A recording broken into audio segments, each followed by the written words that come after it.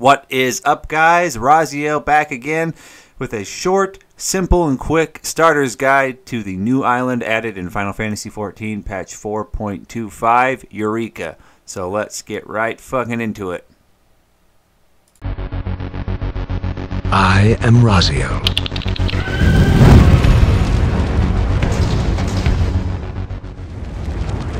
Alright, guys, first off, the quest chain to start this is in Ralger's Reach. You just head over here really quickly and yeah, start the quest. Follow the quest chain.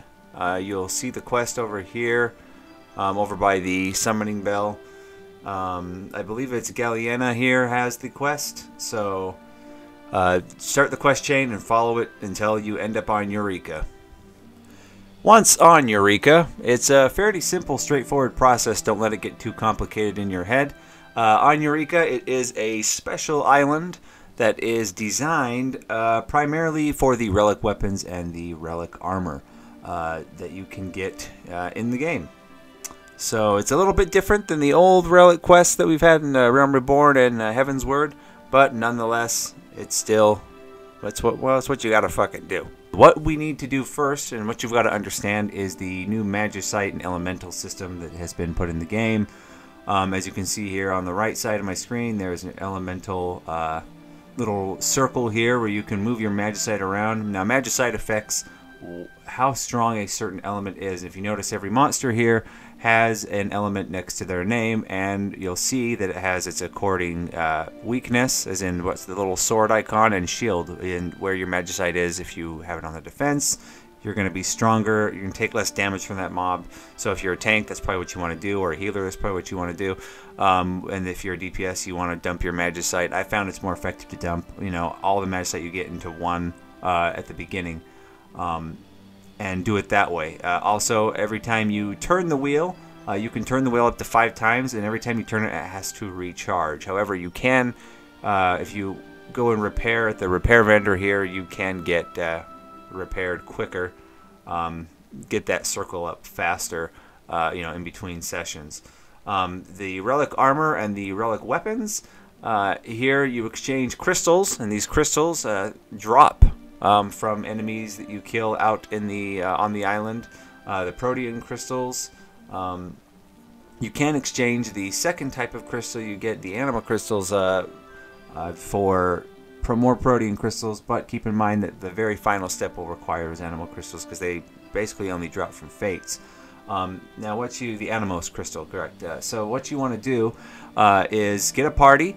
Follow the storyline, do what the storyline tells you to do. I strongly recommend you get a party, and generally hunt monsters one at a time, because you get protean crystals for every chain of 30 that you kill, on top of the random drops from the mobs themselves. And hunt monsters 3 to 5 levels higher than you one at a time, or mass pull monsters 1 or 2 levels higher than you, and get your crystals and spawn the fates. Help follow the fate train. A lot of the servers have fate trains. Find a party and do the fates, kill monsters. It really is that simple. It's a hardcore grind, and that's something you're gonna want to be aware of. But it's something definitely to fill the time when you're not doing your roulettes and your Sigmascapes and Deltascape savages and Sigmascape scavages and all that shit. So you'll want to go at level 3. You will have to find right here there's crystals, and I've pointed them out here on the map, that you have to find. They're Magicites, and so by up to level 13, you're going to be running with 3 Magicite, and then after that you'll get more. But the level cap is 20, so get a team together and yeah, go fuck shit up. And that's a bite-sized, tiny guide to getting started in Eureka. You remember, to start the quest, you have to be at least item level 300. And you're synced to 300 while you're here, so anything higher than that's not going to benefit you. But the main reason you're going to want to get your hands on some of this relic gear is because it turns into the final form of 355 dyeable, antiquated gear that you can use, because it has 5 material slots in each piece, so you can get a lot of extra stats through this gear. And I'm sure in future patches they're going to be adding shit. making your relics even stronger. I don't know if it'll just be the weapon or all the armor and the weapon, who knows. But yeah, if you got rid of your antiquated set, the antiquated set is what you got right at the end of your class quest when you hit level 70. You know, the antiquated 290 eye level gear. You can go to any major city and a Calamity vendor will have. You can purchase the gear if you threw it out. So that's it, guys. Thanks for tuning in. More guides coming up soon, also as well as the transition to PS4 Pro, if that's something you're interested in.